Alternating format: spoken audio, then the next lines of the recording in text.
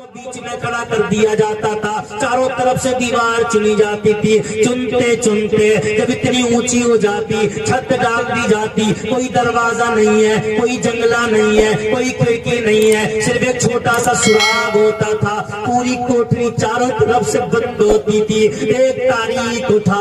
آج اسلام کی تاریخ پڑھ کے دیکھ لے، اور مکے میں میرے نبی تشریف نہیں لائے، اس سے پہلے کی تاریخ پڑھ لو۔ اے میری ماں اور بہنوں، آج تم کو کوئی مطلب نہیں ہے، حدیث سے کوئی مطلب نہیں ہے، قرآن سے کوئی مطلب نہیں ہے، آج تم سنتی نہیں ہو، اور آج تم پاور میں گھومتی ہو، آج تم اکڑ اکڑ کے بات کرتی ہو، آج تم شوہر کی عزت نہیں سمجھتی، آج تم قرآن کا تقدس نہیں سمجھتی ہو، آج تم حدیث کو کچھ نہیں سمجھتی ہو، آج تم اسلام پہ چلنا چھوڑ رکھا ہے۔ میری ماں اور بہنوں نے پردہ کرنا چھوڑ دیا، میری ماں اور بہنوں نے آج دوپٹہ عجیب طریقے سے اوڑھنا شروع کر دیا۔ اسلام کیا کہتا ہے عورت سمجھتی نہیں ہے، اسلام چلنے کو کیسے کہتا ہے عورت چلتی نہیں ہے، اسلام رہنے کو کیسے کہتا ہے عورت رہتی نہیں ہے۔ آج شوہر سے اکڑ اکڑ کے بولتی ہے، شوہر کا کہنا نہیں مانتی، شوہر کو اپنا غلام سمجھتی ہے، شوہر پہ حکم چلاتی ہے۔ لیکن اے میرے نبی کے غلاموں، اے میری فاطمہ الزہرا کی کنیزوں،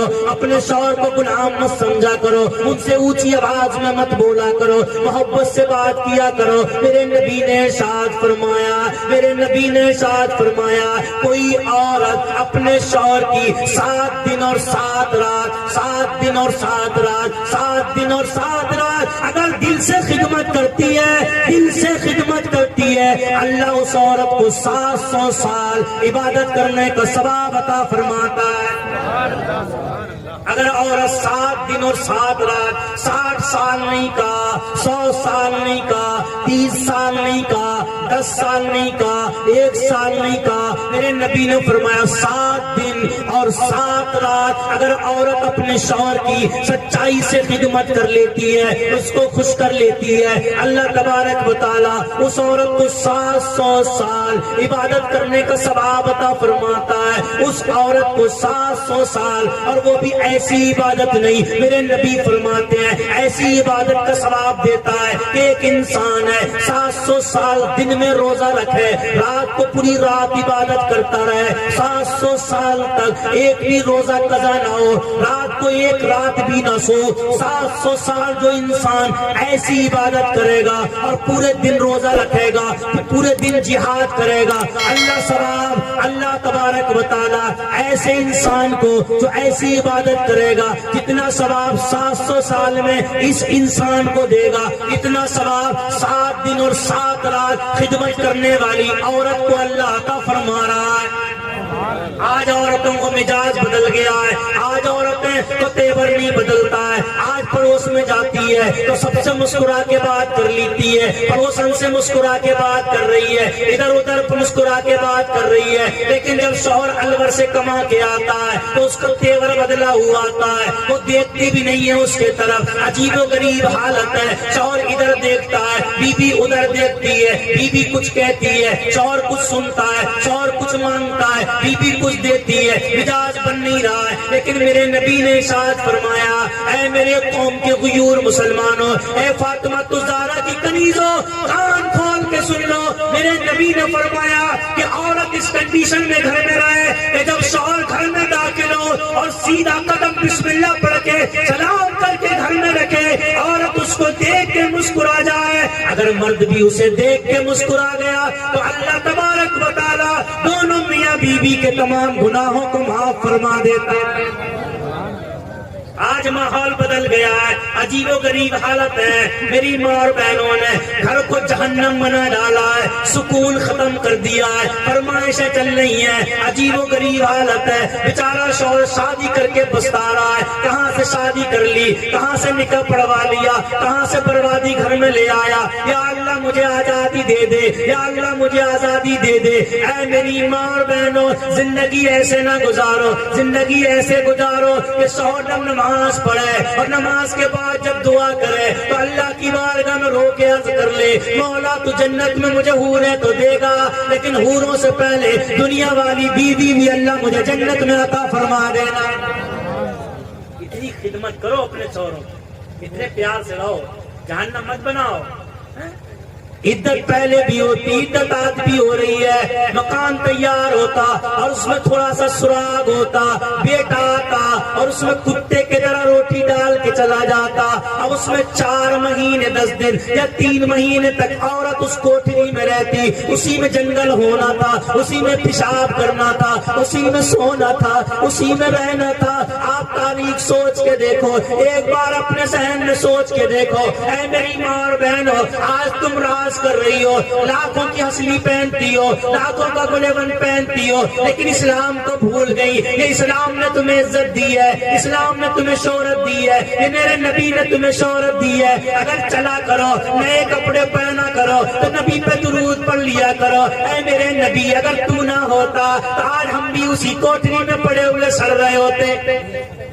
اے میری ماں اور بہنوں، اگر 1 لاکھ کی ہسلی پہنو تو 1 مرتبہ نبی پہ درود پڑھ لیا کرو۔ یا رسول اللہ، اگر تم نہ ہوتے تو یہ ہسلی نصیب نہ ہوتی، اگر تم نہ ہوتے تو یہ گلیون نصیب نہ ہوتا، اگر تم نہ ہوتے تو یہ بیٹا نصیب نہ ہوتا، اگر تم نہ ہوتے تو یہ شہرت نصیب نہ ہوتی۔ سب کچھ نبی کے صدقے میں ملا ہے۔ اے میری ماں اور بہنوں، تاریخ اٹھاؤ، اسی کوٹری میں جنگل ہونا، اسی کوٹری میں رہنا تھا، اسی کوٹری میں سونا تھا، اسی کوٹری میں پیشاب کرنا تھا۔ اب بتاؤ 4 مہینے یا 3 مہینے یا 4 مہینے 10 دن تک عورت ایک ہی کوٹری میں رہے، اسی میں جنگل کرتی رہے، اسی میں پیشاب کرتی رہے، ایک ہی جوڑی کپڑوں میں رہے، بتاؤ اس کی کنڈیشن کیسی ہوگی، اس میں کیسی بدبو آتی ہوگی، اس کے کپڑوں میں چوہے پڑ جاتے تھے، اس کی حالت بگڑ جاتی تھی۔ جب 4 مہینے 10 دن ہو جاتے تھے، دیوار توڑی جاتی تھی، اس عورت کو سے نکالا جاتا تھا،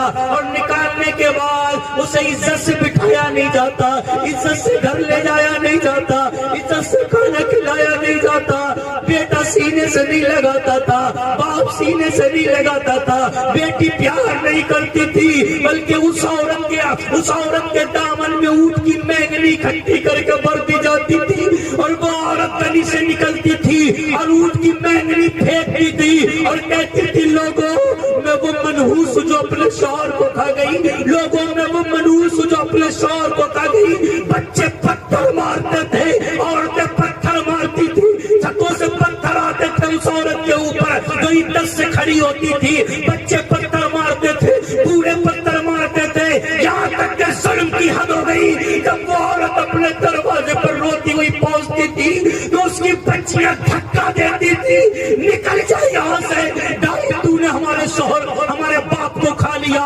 اس کے بیٹے پتھر مارتے تھے، بھاگ جا یہاں سے، تو نے ہمارے باپ کو کھا لیا۔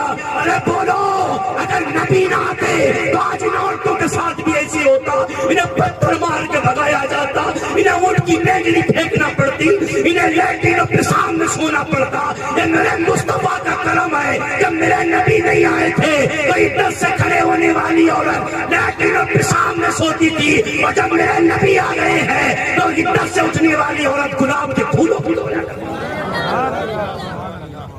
آج دیکھو یہ عدت سے کھڑی ہوئی ہے، نبی کی محفل سجائی جا رہی ہے، دنیا کو کھیر کھلائی جا رہی ہے، خیرات کی جا رہی ہے، صدقات کیے جا رہے ہیں، غریبوں کو لٹایا جا رہا ہے۔ پہلے جب عدت سے کھڑی ہوتی تھی عورت تو غریبوں کو لٹایا نہیں جاتا تھا، اسی عورت پر پتھر مارے جاتے تھے، اسی عورت پر ظلم کیا جاتا تھا، اسی عورت کو دھکے مار مار کے گھر سے نکالا جاتا تھا۔ اسلام کا پیغام ہے، اسلام نے سمجھا دیا، لوگوں عدت سے جو عورت کھڑی ہوئی ہے نا، جس کا شوہر گیا ہے نا، اس میں اس کی کوئی کمی نہیں ہے۔ اگر سب سے زیادہ کسی کو تکلیف ہوئی ہے نا تو اسی عورت کو یہ جس کا شوہر انتقال کر۔ مسلمانوں ایصال ثواب کیا، نبی کی محفلیں منایا، خیرات کیا کر، ایصال ثواب کر کے غریبوں میں بانٹا کر۔ ایسا نہیں ہے کہ اب سال میں برسی ہے تو سال میں کرتے رہا کرو، لٹاتے رہا کرو۔ عورت کھڑی یہ کہتی ہے، اللہ کے کلیم، کہو تو بات پوری کر لیں یا چھوڑ دیں؟ کر لیں۔ کچھ لوگ کہہ رہے کر لیں، کچھ لوگ نہیں کہہ رہے۔ وہ ایک مرتبہ کسی نے کہا نعرہ تکبیر تو پیچھے سے پریشان بیٹھا ہوا تھا، بولا ہائے پھوٹ گئی تقدیر، کب تک چلے گا، ختم ہونے کا نام ہی نہیں لے رہا۔ پوری کر لیں بات، جی اجازت ہے آپ لوگوں کی؟ جی جی آپ لوگ بھی ان سے اجازت لیتے ہو کبھی نہیں لیتے ہو؟ ارے کس کی اجازت؟ سب کچھ تو پاور ہمارے ہاتھ میں ہے. 3 آدمی بیٹھے ہوئے بات کر رہے تھے, 3 آدمی بیٹھے بات کر رہے تھے, تیری کہاں کہاں چلتی ہے؟ تو اس نے کہا میری الور میں میری بہت چلتی ہے. جب بھی کبھی مولوی صاحب ضرورت پڑے تو فون کر دینا, فوراً گاڑی چھڑوا دوں گا میں تمہیں. اچھا اتنی چلتی ہے؟ دوسرے سے بولے تیری کہاں چلتی ہے؟ بولے اکبر پور کے اڈے پہ سب لوگ مجھے جانتے ہیں, تمہیں جس چیز کا ضرورت ہو بتا دینا, میں دلوا دوں گا یہیں سے. تیسرے سے بولے تیری کہاں چلتی ہے؟ بولے میری مسجد میں چلتی ہے. کہاں چلتی ہے؟ مسجد میں چلتی ہے. تو کیا کرتا ہے؟ بولے جب چاہوں تب امام کو بھگا دے,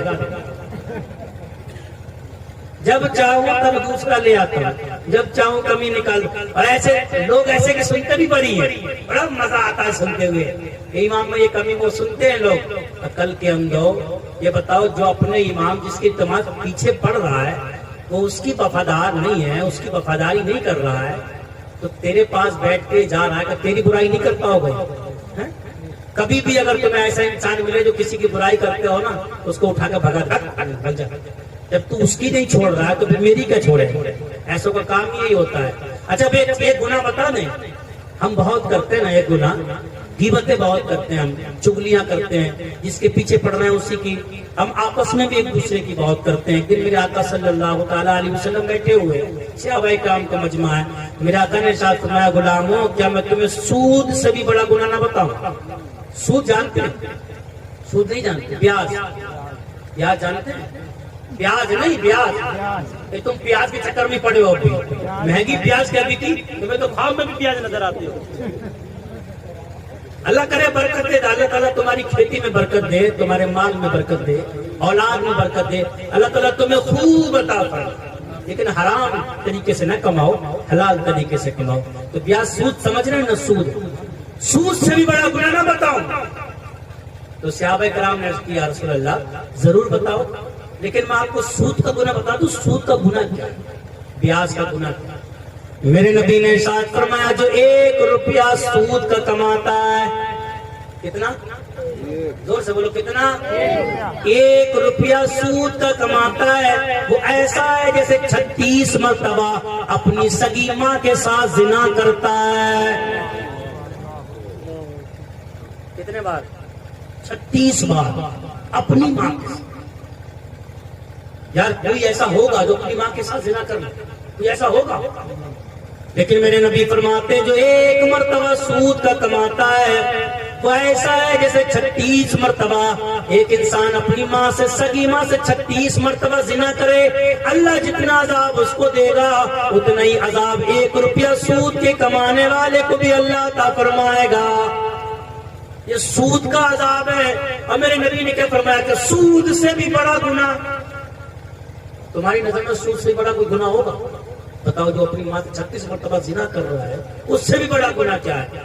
میرے نبی فرماتے اس سے بھی بڑا گناہ یہ ہے کسی انسان کی غیبت کرنا. کسی انسان کی غیبت کرنا 36 مرتبہ اپنی ماں سے زنا کرنے سے بھی بڑا گناہ ہے. آج میری قوم غیبت سے نہیں بچ رہی ہے, اس کو برا سمجھ نہیں رہی ہے. عورتیں بیٹھی ہیں وہ بھی غیبت میں لگی ہوئی ہیں, نمازی بیٹھے ہوئے وہ بھی غیبت میں لگے ہوئے ہیں. تمام لوگ مسجدوں کے دروازے پہ بیٹھ کے غیبتوں میں لگے رہتے ہیں. کبھی امام کی غیبت, کبھی اس کی غیبت, کبھی اس کی غیبت. نفرتوں سے دیکھ رہے ہیں, مول بھی نکل کے جاتے ہیں, لوگ نفرت سے دیکھتے ہیں, دیکھو کیسا کپڑا مارا ہے, کہاں سے مار لیا ہے, بڑی خوشبو مار رہی ہے, کہاں سے ہاتھ مار لیا ہے. اسی میں لگے ہوئے ہیں, اپنے آپ نہیں دیکھ رہا ہے. 5 روپے کی چیز 9 روپے میں بیچ رہا ہے. اماموں کے پیچھے پڑا ہوا ہے, جوتی کہاں سے مار لی, چپل کہاں سے مار لی, کوٹی کہاں سے مار لی. ابے عقل کے اندھے, میرے نبی نے ارشاد فرمایا, جو کوئی انسان اپنے امام کو, عالم دین کو محبت سے دیکھتا ہے, اللہ یہ فرشتے کو پیدا فرما دیتا ہے. کیا کرتا ہے؟ اگر محبت سے سمجھ میں نہیں آ رہی ہوگی تمہارے بات, کیونکہ تمہیں وہ بات سمجھ میں آتی ہے جس میں ڈائریکٹ تم جنت میں جاتے ہوتے ہو. ایسی باتیں سنو جس میں ڈائریکٹ جنت میں جا رہا ہے, تب مزہ آتا ہے. ایسی باتیں مزہ نہیں آتی. مت آؤ یار, مت بلاؤ. وہ تیری دنیا پڑی ہوئی ہے, یہ تمہارے موضوع خود یہیں سے کل فون گیا, آج کل کے پروگرام کے لیے ہم نے منع کر دیا. ضرورت نہیں ہے, ایسا نہیں ہے، ہوتے نا پروگرام، اللہ کا شکر ہے ہم کرتے ہی رہتے، تم نہیں بلاؤ گے کوئی اور بلائے گا. میری تقریر تب یار کو بے چین کرتی ہے، سبب یہ ہے وہی کہتا ہوں جو دل پہ گزرتی ہے. تم سوچتے ہو کہ امام صاحب نے سکھایا ہے، امام نے نہیں سکھایا، میں خود امام کے مسئلے سے آیا ہوں. میں بھی تو امام ہوں، میں قوم کا درد جانتا ہوں، اپنے خاندان کا درد جانتا ہوں، اور یہ میرے علماء کرام بیٹھے ہوئے ہیں. میں تم سے بھی کہنا چاہتا ہوں تم ایک دوسرے کو ننگا نہ کرو، ایک دوسرے میں کمیاں نہ نکالو. ہمارے اندر بھی عیب پیدا ہو گئے ہیں، ایک دوسرے میں کمی نکال رہے ہیں. فلانے مولوی میں یہ کمی ہے، فلانے مولوی میں یہ کمی ہے، فلانا ایسا کر رہا، فلانا ویسا کر رہا. ان عوام کے سامنے تم مولویوں کو ننگا کرتے ہو، تم دوسروں کو ننگا نہیں کرتے ہو، بلکہ ان عوام کے سامنے اپنے آپ کو ذلیل کرنے کی کوشش کر رہے ہو. خود کیا ایک رہو، آپ سے اختلافات میں رکھو، عوام میں مت پہنچاؤ، اپنے پاس رکھو، عقل کے مطابق بات کرو لوگوں سے. تو بات تھی وہ پوری کر لیں. اللہ کے کلیم نکل کے جا رہے ہیں. ہمارا موضوع یہ ہے